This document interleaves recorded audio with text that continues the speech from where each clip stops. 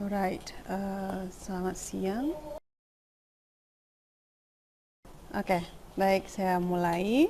So for an article in the article we have the section called research discussion section. What we have to put in this discussion session? Okay, we will talk about that today. First, what is discussion section? So discussion section in a paper is a place for you to present your thought and your argument on what you have found and yang sudah disampaikan di bagian result. Jadi ada hasil di bagian result itu.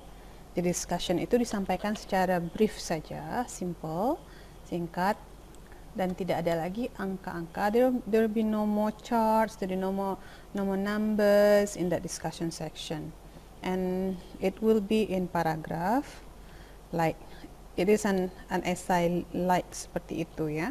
Nah, di bagian discussion section inilah kita menaruh argumen kita, pemikiran kita, kenapa temuannya begitu, gitu ya. So this is the place for us to give our argument and to support the argument with the theories or the previous finding. Okay, so in the discussion section, we just put the significant finding or result based on the RKI. RKI is mean research question. You have research question, right, in your introduction. What do you want to find out? What kind of data that you want to find out? And that is the RKI. And then you put that in the discussion section a little bit. Why you have to put that in the discussion section? Because your result in your finding, you put it in the result of the finding section, and this one, why the discussion should be there? This is the place for you to convey or to deliver your analysis, your thought, and about this finding, and it needs your argument. So just and then the argument should be supported by theories or the previous finding. And what is the significant contribution of the discussion section toward your finding, the research in a whole, so to the finding in the area that you are doing. So that is a discussion section. And things to be remember, as I mentioned before, it's supposed to be only clear major finding. Probably you will think, should I put all of my finding in the discussion section? No, you just put the prominent finding or the major finding that is related to your research question. And no more data, as I said before, no more data, percentage, table, graph or charts. There's no more in your discussion section. This should be noticed and should be remembered, because there are still many students put another numbers and another tables and another percentage in the result in the discussion section, and you may not do that. And that the discussion also should have a good flow of thought. Selalu di mana bagian pun juga harus punya ide yang pemikirannya tuh flows-nya tuh enak dibaca, nggak bengkerut kening kita, nggak jump on idea. Tahu kan yang jump on idea ya? Pas ngomongin ini tiba-tiba ngomongin apa, tapi nggak ada cohesive device-nya yang pas. Mungkin pakai however atau pakai yang kontras atau pakai yang addition. Nah, it depend. Jadi flow of thought yang bagus dibuat dari paragraf juga yang saling berkelindan, saling berhubungan, dan dia juga harus punya clear sentence with subject and verb. Ya, sentence itu pasti punya subject dan verb. Jadi jangan nanti muter-muter panjang kalimatnya ternyata nggak ada subjeknya. Nah, mulai dengan kata while misalnya, while bla bla bla titik-titik, tapi itu bukan kalimat, belum. Jadi harus clear sentence-nya dengan subjek dan verb-nya jelas. what do you want to say. Kemudian well used and varied transition signal. Jadi jangan transition signalnya misalnya in addition, in addition, in addition, and in addition lagi. Oh, moreover, moreover, moreover. Harus bervariasi. Semakin bervariasi Anda menggunakan transition signalnya, maka semakin terlihat canggihlah Anda dalam menulisnya. Ya. Sama seperti ketika menggunakan verba untuk mengutip juga, kalau dia cuma misalnya state that, says that, again and again and again, ya sebatas itu aja. Padahal kan ada argue, ada propose, ada formulate, macam-macam. Ada apa lagi? Yang verbnya itu banyak macamnya, tapi itu yang verbnya ya juga harus bervariasi. Selain itu juga kita harus punya variasi dalam untuk antar kalimat. Jadi transition signalnya bervariasi. Kemudian argumen kita itu tadi yang sudah disampaikan dalam bentuk clear sentence dengan subjek dan verb harus relevan dengan teoris atau previous finding. Jadi dia itu seperti ini. Ini title ya, udah ke title. Jadi kalau kita sampaikan itu, dia itu seperti ini. Bentar saya tuliskan ya. Maka di situ tuh ada finding ya. Setelah itu finding, kita akan bertanya, kenapa findingnya begitu? Tuh. Terus ya, finding, why is the finding is that so, maka kita berikan argumen ya. Nah, argumen kita ini harus disupport oleh teori dan kemudian atau previous finding ya. Jadi ini ada temuannya tuh begitu, misalnya temuannya naiknya nilainya secara signifikan. Nah, kenapa? Nah, itu yang harus kita tanya. Mungkin karena ini. Nah, disitulah kita berargumen. Pertanyaan kenapa ini yang memicu kita untuk memunculkan argumen, dan kemudian argumen kita itu tentu saja harus didukung oleh teori atau previous finding. Teori siapa?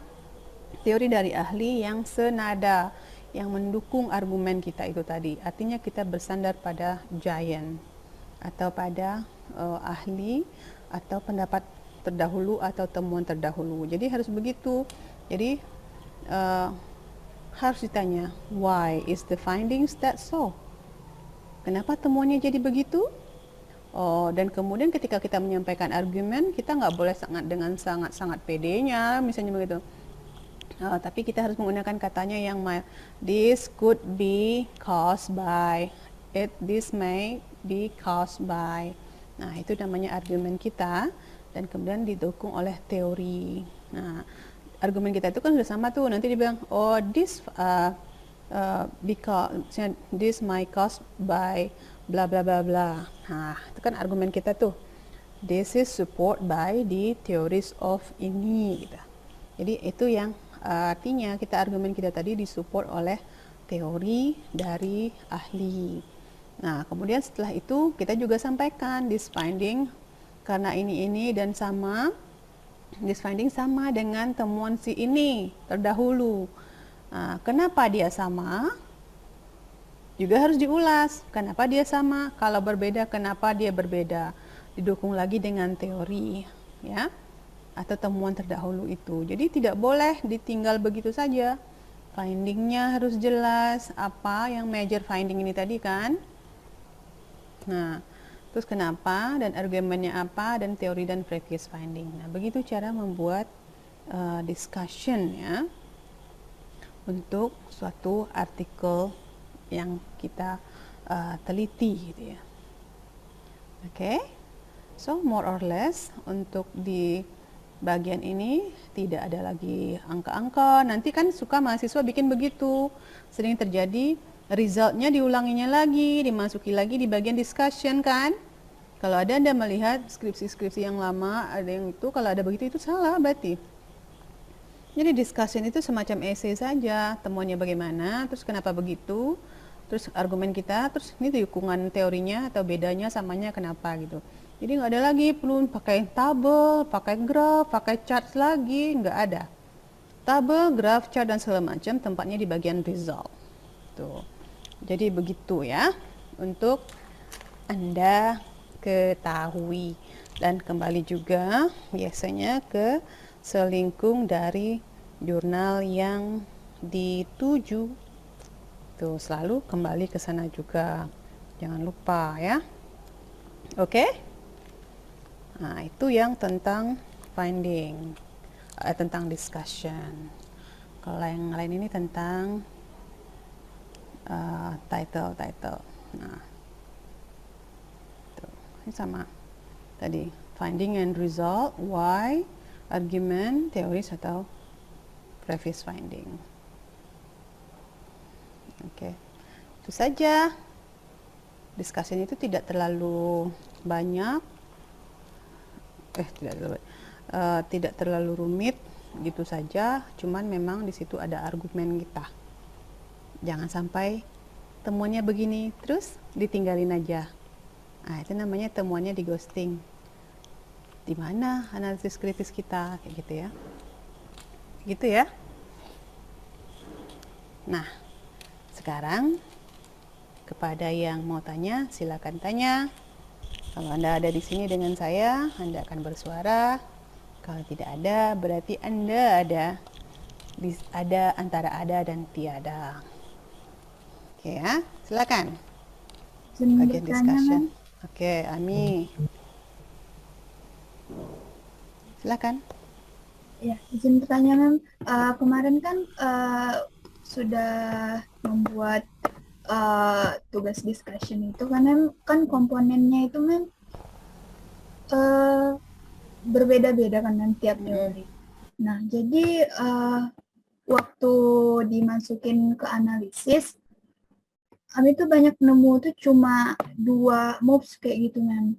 Kan kalau di pencarian kami ada 3, Mem. Ada statement of major findings, ada comparison with relevant literature atau previous finding, dan yang ketiga tuh recap of study significant or contribution yang dari YouTube berikan kemarin. Tetapi pas dianalisiskan itu, Mem, cuma ketemu 2, Mem. Itu emang harus sesuai teori atau teori kan beda-beda, Mem? Boleh nggak, Mem, kalau beda-beda gitu kan? Terima Mem.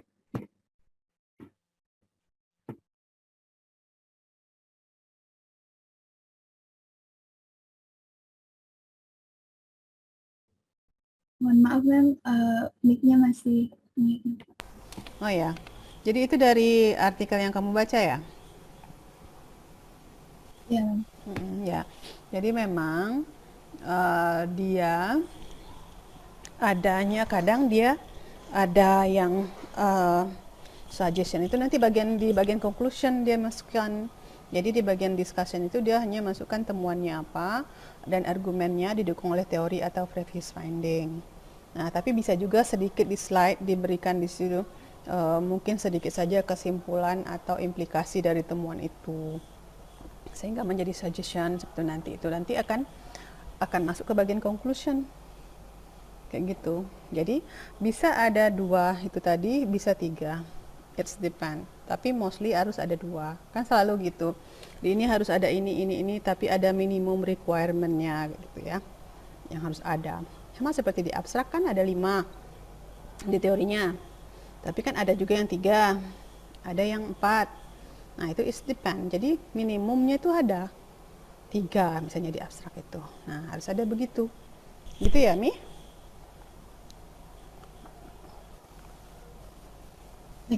Oke, ada lagi katanya. Next. Artikel yang sudah ada instrumennya, kata Mem gitu ya? Gitu kan? Nah, kemudian tuh kalian melakukan penelitian, ambil data yang kebagian itu kemarin kalian ambil juga nggak apa-apa. Bagian kalau kemarin ada yang udah meneliti, kan ada kan di report writing kemarin kan, itu boleh dilanjutkan sehingga menjadi satu artikel. Itu boleh. gitu. Jadi kalau kalian bikinnya sekarang-sekarang itu sudah too late sih. Kayaknya dari awal tuh memang minta cicil-cicil dari awal kan. Nah, begitu Shirley. Tugas akhirnya akan membuat artikel kan. Bisa berdasarkan hasil penelitian kemarin. Itu lagi? Izin bertanya, Mem. Hmm? Berarti yang artikel itu kan kemarin pas report writing itu kan udah bikin satu artikel sesuai template-nya itu teman. Jadi dari abstrak sampai conclusion tuh udah ada. Kalau misalkan pakai itu terus cuma direvisi dikit-dikit gitu bisa kan? Masih bisa.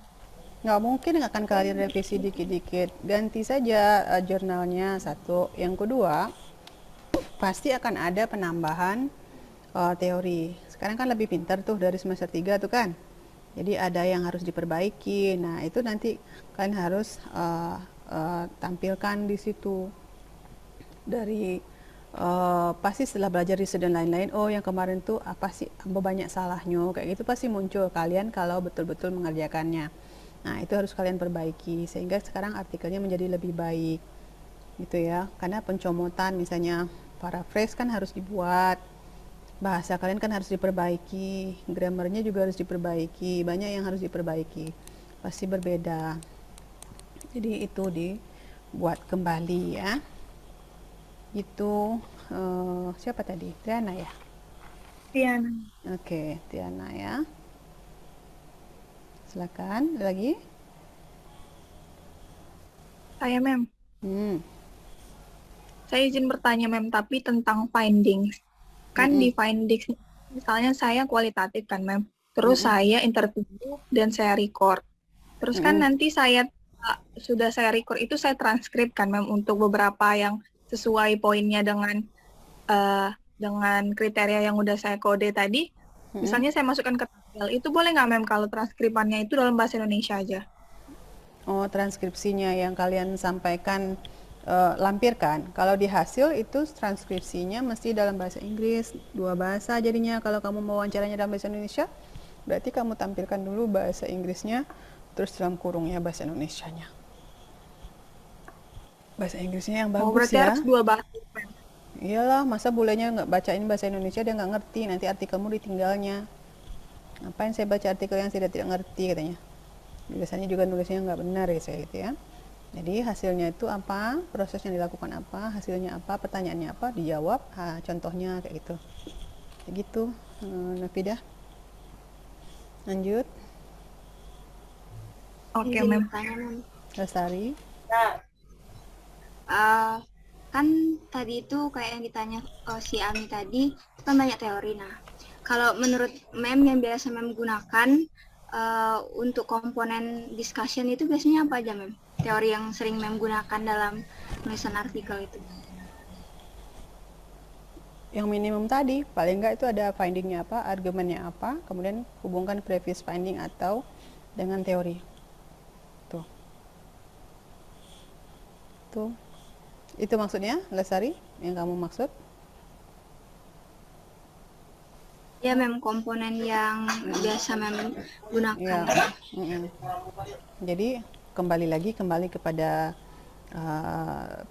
selingkung jurnal itu tadi kan, dia ada yang result and findingnya gabung, ada yang result and discussionnya result and finding, result and discussionnya pisah.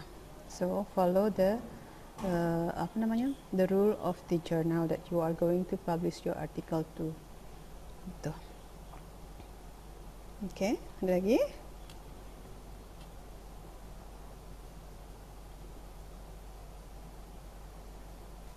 Mem, saya izin bertanya lagi, Mem. Iya, 26 orang nih yang hadir hari ini. Oke, silakan. Untuk bagian discussion, Mem, kan tadi kan kita major findings saja. Misalnya ada dua arki kan, Mem. Dua arki terus sudah ditemukan di findingsnya ada dua tuh, Mem. Nah, terus kalau di discussionnya kan kalau di findingsnya ada dua tabel kan, Mem, untuk jawab yang dua arki. Kalau di discussionnya tetap dibahas tabel 1 dulu baru tabel 2 itu boleh, Mem, atau hanya boleh keseluruhan? Nah, ada juga discussion kalau dia terlalu panjang, misalnya RQ-nya kadang ada 3, ada 2 gitu ya. Boleh dipisah, jadi dikasih judul discussion itu dikasih lagi, kasih pengantar dulu, terus bagian judul ada dikasih heading, nah baru dibahas kalau banyak bahasannya. Nanti kalau yang keduanya ada lagi banyak bahasannya, boleh. Iya, gitu.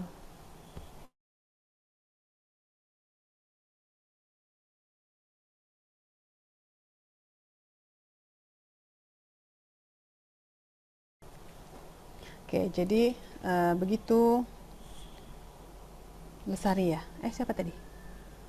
Ini ada yang interrupt terus. Oh, Nupida. Lanjut? Novida, makasih Ya, mem. oke. Lanjut.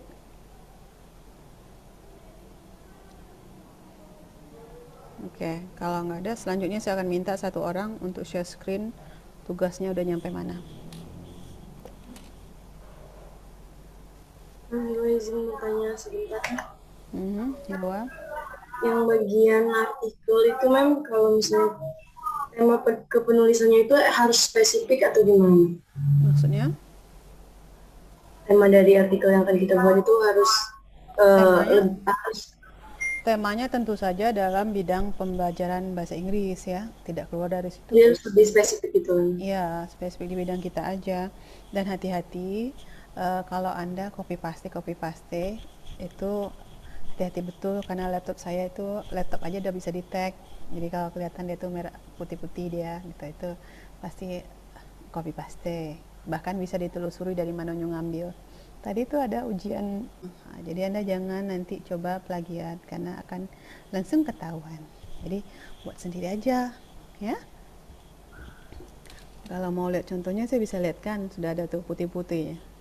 Ini kelihatan gitu, pasti dia tuh kopas. Dan parahnya kopas dari skripsi awal S2. Namanya turun trah ya. Ngapain turun level? Nggak boleh. Jadi ngambil referensi itu dari buku atau jurnal saja. Jangan ngambil dari buku atau jurnal ya. Untuk nanti artikel Anda itu. Terus kalau Anda ngambil artikel itu ada ininya, pastikan juga misalnya ada di tulisan orang teorinya itu. Jadi kalau Anda ngambil second source, berarti Anda harus sampaikan itu second source. Jangan ada di artikel itu kalian ambil, tapi kalian mengakunya seolah-olah kalian membaca bukunya itu. Tetapi kemudian second source juga nggak boleh banyak, kutipan nggak boleh banyak, harus yang prominent. First source gitu ya. Tuh, ada lagi? Ayo.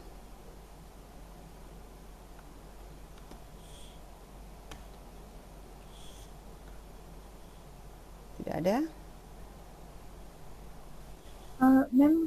Maaf agak melenceng dari discussion. Jadi kan sebelum learning error itu sebenarnya kan udah ngasih tugas tuh ada discussion sama result. Nah, jadi kemarin kan kami kerjain yang discussion dulu. Terus yang result itu tulisannya 20 Desember 2020. Jadi manajemen itu sebenarnya tanggal berapa ya, Mem? Ya, itu berarti kalau sudah saya lupa itunya itu berarti itu kan dia kan copy dari yang e-learning yang mata kuliah terdahulu. Nah, itu berarti belum dirubah. Nggak apa-apa, tapi nanti akan saya perbaiki infonya seperti apa yang harus kalian buat ya. Karena hati betul e-learning juga tadi saya mau buka, ternyata nggak bisa masuk gitu ya. Nanti, makanya saya tanya kalian bisa masuk nggak? Saya nanya ke orang LPTIK, katanya juga lagi nggak bisa diakses. Nah itu nanti kalau sudah bisa diakses akan saya tagih semuanya. Tapi kan progres kan terus berjalan ya. Dari awal perkuliahan saya sudah sampaikan bahwa itu akan berprogres terus dan terakhir akan ditagih. Nah tagihan itu nanti yang akan saya data, ini ada nggak, ini ada nggak, ini ada nggak, kayak gitu. Jadi sebenarnya dari awal tuh kalian proses menulisnya dari introduction sampai ke sekarang discussion, berarti besok conclusion dan suggestion sama acknowledgement dan referensi. Nah itu kita bahas terakhir, setelah itu dan itu untuk tugas academic writing-nya. perkuliahan selesai. Jadi nanti Anda akan mengirimkan artikelnya dan template dari jurnal yang Anda tuju, ya kan? Sudah saya sampaikan itu di awal-awal betul. Nah, kemudian akan saya lihat. Baiklah. So that's the end of the lesson. You lose the chance then. Tidak apa-apa, itu pilihan juga. So that's the end of the discussion today. And see you again in the next meeting. Bye-bye. Thank you, ma'am.